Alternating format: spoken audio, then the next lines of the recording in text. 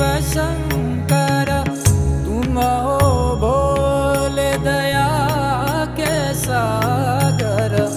दूर करो सब दुख हमारे, दूर करो सब दुख हमारे।